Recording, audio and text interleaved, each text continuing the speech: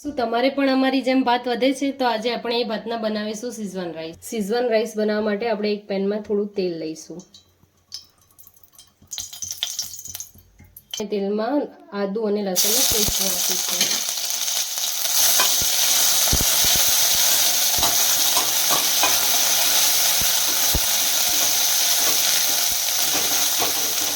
હવે આપણે તેમાં થોડી ડુંગળી નાખીશું.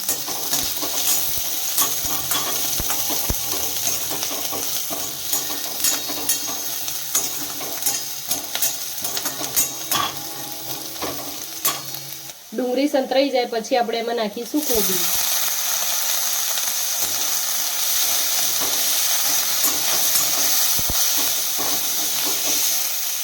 હવે તેમાં આપણે મરચાં નાખી અને બરાબર મિક્સ કરી લઈશું.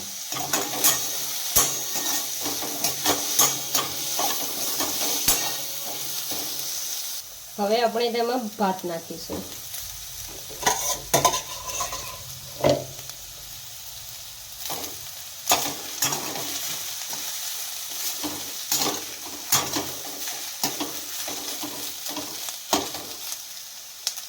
હવે આપણે એમાં મસાલો નાખીશું જે માર્કેટમાં તૈયાર મળે જ છે શીઝવાન રાઈસનો.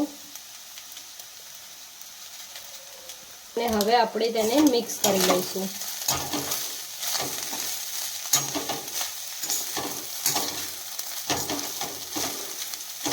તેને 5 મિનિટ સુધી ફાસ્ટ ગેસ ઉપર હલાવતા રહેવાનું છે.